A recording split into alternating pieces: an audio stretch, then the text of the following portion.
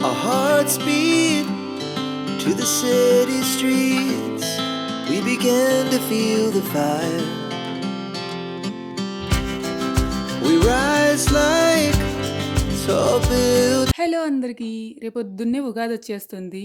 ఉగాది ముందు రోజు ఎంత హడావిడి ఉంటది. మనకి ఏ పండగైనా సరే ముగ్గులు వేసుకోవడం, ఇలా దండలు కట్టుకోవడం ఇదంతా కామన్ గదా! ఈ సంవత్సరం అయితే దండలు కడదామని జెప్పి అనుకోలేదు. ఎందుకంటే మన ఇంట్లో గూడా పెద్దగా పూలేం బుయ్యట్లేదు.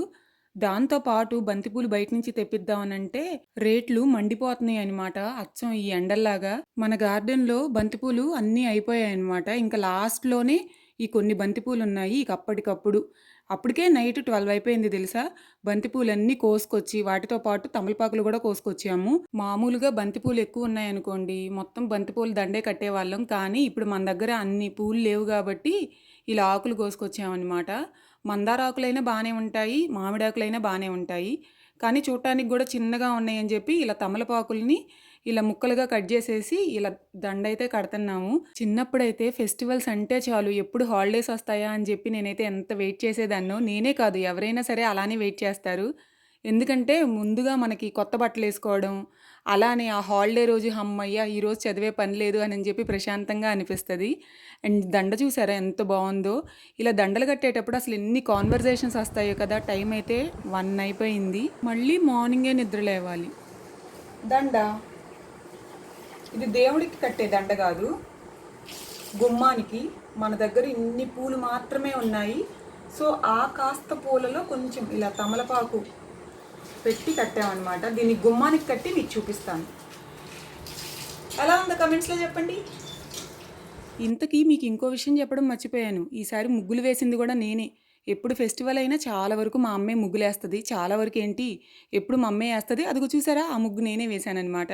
ఇంకొక ముగ్గు కూడా వేశాను, అది కూడా చూపిస్తాను. చూసారా అసలు భలే క్యూట్గా ఉంది కదా!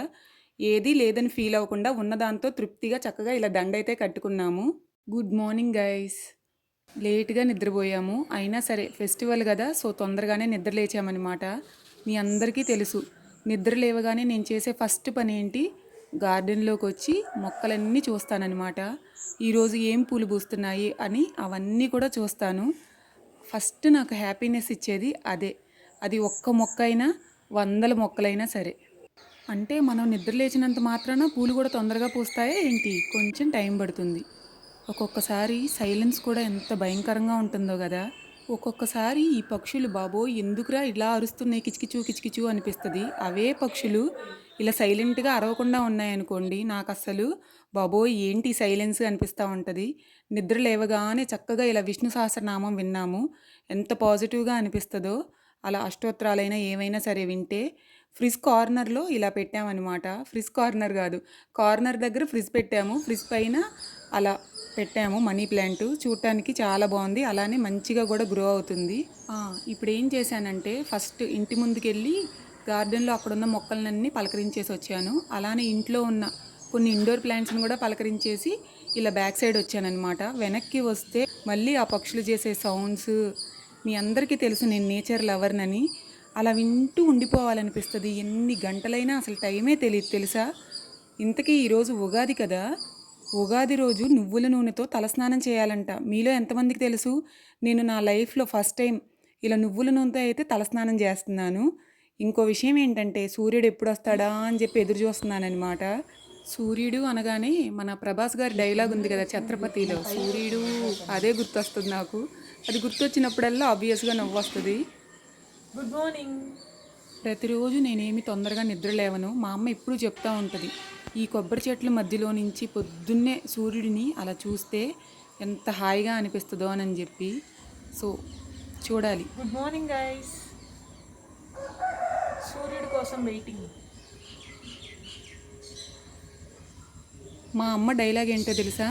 ఒక్కరోజు నిద్ర లేచి చాలు చాలులే ఇంకరా వచ్చి స్నానం చెయ్యి అని చెప్పి. అమ్మలు అన్న తర్వాత అలానే ఉంటారు, అంతే కదా. వేప పూత మా నాన్న పొలం నుంచి ఇవన్నీ తీసుకొచ్చారనమాట. వేప పూత, అలానే మామిడికాయలు అన్నీ తీసుకొచ్చారు. సో ఇవన్నీ తీద్దామని చెప్పి మళ్ళీ ఇంట్లోకి వచ్చేసాను. అండ్ చూశారు కదా చక్కగా 1 బై 1 ఇలా ఏరుతూ కూర్చున్నానమాట. ఈ నిద్ర ఎప్పుడో లేచాను. లేచి ఇదిగో నేను ఇట్లా పెత్తనాలు చేస్తున్నాను అటు ఇటు అని చెప్పి మా అమ్మ మళ్ళీ అంటనే ఉంది, ఫస్ట్ స్నానానికి వెళ్ళవే బాబు అని.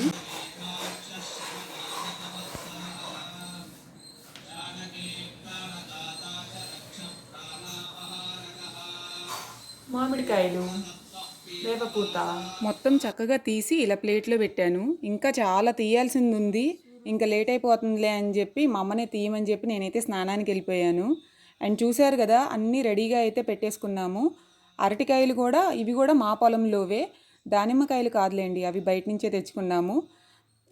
ఇలా చక్కగా మొత్తం కూడా అన్నీ రెడీగా పెట్టేసుకుని, అండ్ మామిడి తోరణాలు కడదామని అనుకున్నాము, కానీ ఇప్పటికే చాలా లేట్ అయిపోయింది.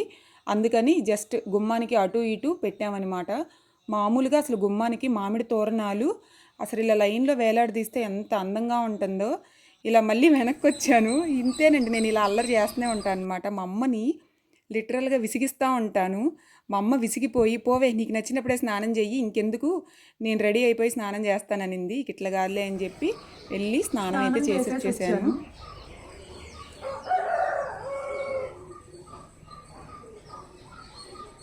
సూర్యుడు వచ్చేసాడు.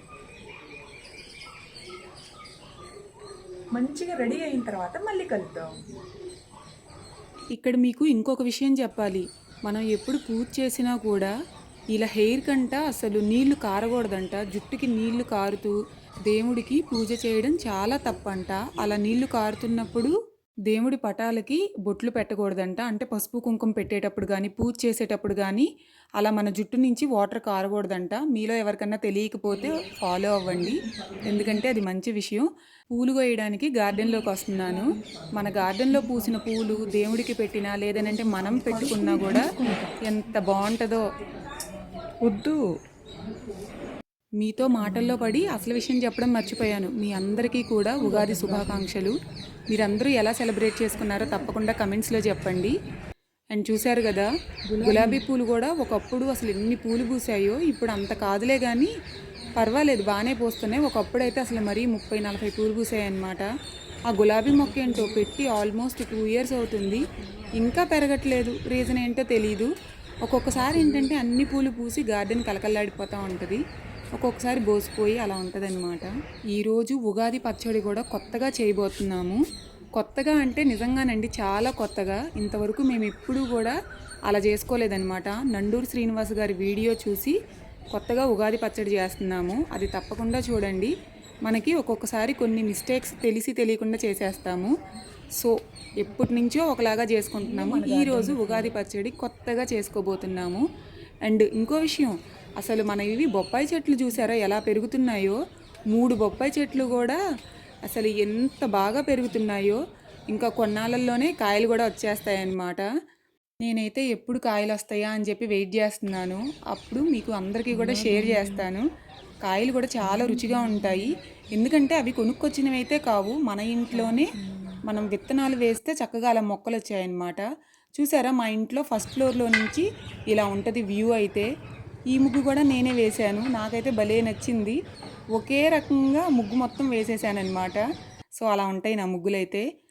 మళ్ళీ ఇంట్లోకి వచ్చేసాను. చక్కగా చెప్పాను కదా, దేవుడి ఫోటోలన్నిటికీ కూడా పసుపు కుంకుమ అయితే పెట్టేసి చక్కగా ఇంకా దేవుడిని ఆ చిన్న గూట్లో పెట్టేసేయాలి. మీకు అంతకుముందు కూడా చెప్పాను, మాది దేవుడిది రూమ్ చాలా చిన్నది, చిన్న గూడు అనమాట. అమ్మ ప్రసాదాలు చేస్తుంది, నైవేద్యాలు అవి చేసేలోపు నేనైతే చక్కగా అలా పూలు కోసుకొచ్చి ఇక్కడ దేవుడి దగ్గర మొత్తం అలంకరణ చేశాను. అంతకుముందు వీడియోస్లో కూడా చెప్పాను, అలంకరణ అంటే ఆర్భాటంగా చేయడం కాదు, ఉన్నది కొంచెమైనా 4-5 పూలైనా సరే ఇష్టంగా భక్తితో శ్రద్ధతో చేయడమే నిజమైన పూజ అవుతుంది. నేనేం చెప్పాలనుకుంటున్నానంటే, ఉన్నదాంతో ఎప్పుడూ కూడా తృప్తిగా ఉండాలి, అంతేకాని ఏదో లేదు అని చెప్పి ఫీల్ అవ్వకూడదు. నేనైతే అదే ఫాలో అవుతాను. అండ్ చూసారు కదా, గార్డెన్లో పూలు అయితే అసలు ఎంత బాగున్నాయో. ఈ మందారం పూలు ఏంటంటే మనకి విచ్చడానికి కొంచెం టైం పడుతుందన్నమాట. ఈ గన్నేరు పూలు కూడా అసలు ఎంత బ్యూటిఫుల్గా ఉంటాయో. మన గార్డెన్లో ఒకప్పుడు ఈ గన్నేరు పూలు కొన్ని వందలు పూసాయి. వందలు అని అంటే అసలు 400, 500, 1000 పూసిన రోజులు కూడా ఉన్నాయి తెలుసా. అలా పూసే పువ్వులు మేబీ ఇవి సీజనల్గా అనుకుంటా. ప్రస్తుతం అయితే అన్ని పూలైతే పూయడం లేదు. నేనైతే చక్కగా రెడీ అయిపోయాను. దేవుడి దగ్గర కూడా అంతా రెడీ చేసేసాను అనమాట. కాళ్ళకి చక్కగా ఇలా పసుపు రాసేసుకుని కూర్చున్నానన్నమాట. అమ్మ అయితే నైవేద్యాలు అన్నీ కూడా రెడీ చేసి అమ్మ కూడా వచ్చేస్తుంది. అమ్మ దీపం వెలిగించిన తర్వాత ఇంక పూజ అయితే స్టార్ట్ చేస్తాము. మామిడి మండలతో తోరణం కడితే చాలా బాగుంటుంది. చెప్పాను కదా అంత టైం లేదని చెప్పి మామిడి మండలు అటు ఇటు పెట్టేశానమాట. ఈ గన్నేరు పూలతో అలంకరణ కూడా అసలు ఎంత బాగుంటుందో. గులాబీ పూలు రెండును ఇలా మొత్తం గన్నేరు పూలు పెట్టి దేవుడి పటాలకైతే ఇలా చక్కగా పెట్టాను. ఇంకా అమ్మ వచ్చి దీపం వెలిగించిన తర్వాత పూజ మొదలెడతాము. ఫస్ట్ అయితే వినాయకుడికి అష్టోత్తరం చదివానమాట. వినాయకుడి అష్టోత్తరం చదివిన తర్వాత ఈరోజు విష్ణు సహస్రనామం విన్నా చదివినా ఏదైనా సరే చాలా మంచిదంట. అందుకని చెప్పి తర్వాత విష్ణు సహస్రనామం అయితే మా ఇంట్లో చదవడం ఎవరికీ రాదు. సో అది ప్లే చేసి అయితే వింటాము. అలానే ఫస్ట్ ఫ్లోర్లో కూడా పూజ చేద్దామని చెప్పి ఇలా సత్యనారాయణ స్వామి ఫోటో పెట్టి ఇక్కడ కూడా దీపం వెలిగించామన్నమాట. ఇప్పుడు కిందకెళ్ళి ఉగాది పచ్చడి చేయడం అయితే స్టార్ట్ చేస్తాము. నేనే చేస్తున్నాను. మామిడి, వేపపూత, మిరియాలు, చింతపండు చారు, ఆవు నెయ్యి అండ్ ఫైనల్గా బెల్లం. సో ఇప్పుడు మనం వీటన్నిటితో చేసేద్దాం. చింతపండు రసం, ఇందులోకి మామిడి ముక్కలు,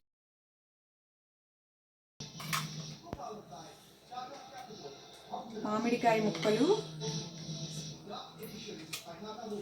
వేప పువ్వు,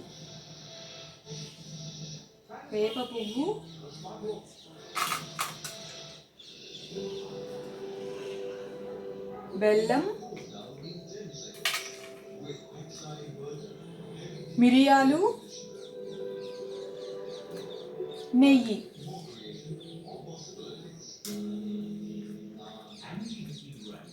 ఈ 6 వేసి మిక్స్ చేసుకోవాలి. ఒకప్పుడు ఉగాది పచ్చళ్ళలో ఉప్పు కారం వేసేవాళ్ళం. ఇప్పుడు వాటి బదులు నెయ్యి అలానే మిరియాలు ఈ 2 వేసాం. ఇదే కొత్తగా చేసామన్నమాట. మొదటిసారి ఇలా చేస్తున్నాం మేము కూడా. అంతకుముందు ఏవో చిన్న చిన్న మిస్టేక్స్ చేసాం కానీ ఇలా చేసుకోవాలని చెప్పి చూసామన్నమాట.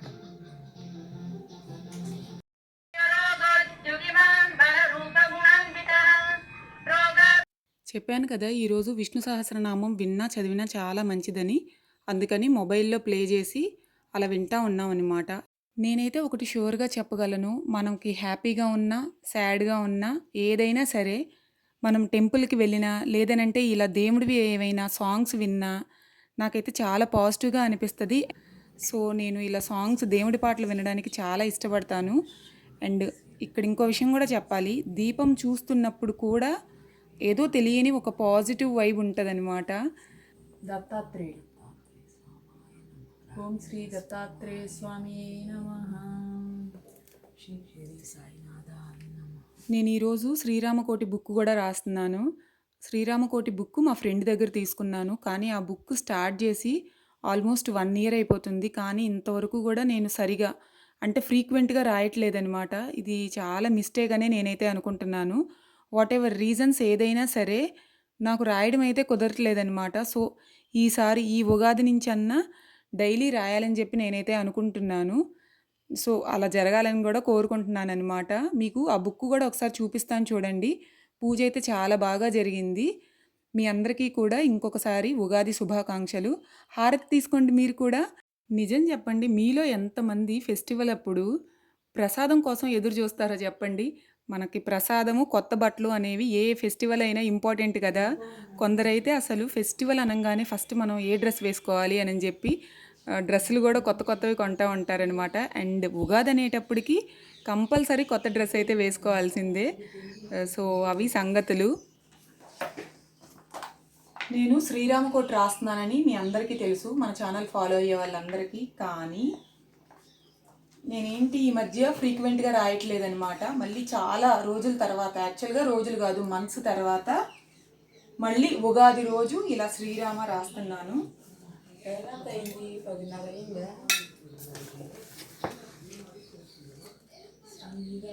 జై శ్రీరామ్, జై శ్రీరామ్. ఇలా రోజు కొన్నిసార్లైనా రాద్దామని అనుకుంటున్నాను, కానీ ఈ మధ్య అయితే కుదరలేదు. ఎక్కువ పేజెస్ కూడా రాయలేదు.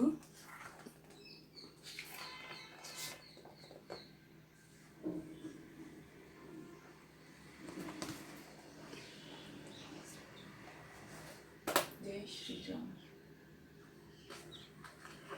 అవి మా ఇంటి ఉగాది కబుర్లు. మీరు కూడా ఎలా సెలబ్రేట్ చేసుకున్నారో తప్పకుండా కమెంట్స్లో చెప్పండి. అలానే మీరందరూ ఏం కోరుకుంటున్నారో అవన్నీ కూడా జరగాలని చెప్పి నేను కూడా అనుకుంటున్నాను. అండ్ ఈ వీడియో చూసినందుకు thank you so much for watching. మళ్ళీ ఒక మంచి వీడియోతో మీ ముందుకు వస్తాను. అప్పటి వరకు టేక్ కేర్. అండ్ ఇంకొక విషయం, పూలమాల కట్టాను కదా, ఆ మాల ఇలా ఉందన్నమాట. గడపకి ఇలా వేసాము, రెండు వైపులా కూడా మామిడి మండలు పెట్టి ఇలా కట్టామన్నమాట. అంటే మరి పండగ, కొత్త డ్రెస్సు, ఫోటోలు దిగాలి కదా, సో ఫోటోలు దిగుతున్నాను అనమాట. మళ్ళీ కలుద్దాం నెక్స్ట్ వీడియోలో. బాయ్.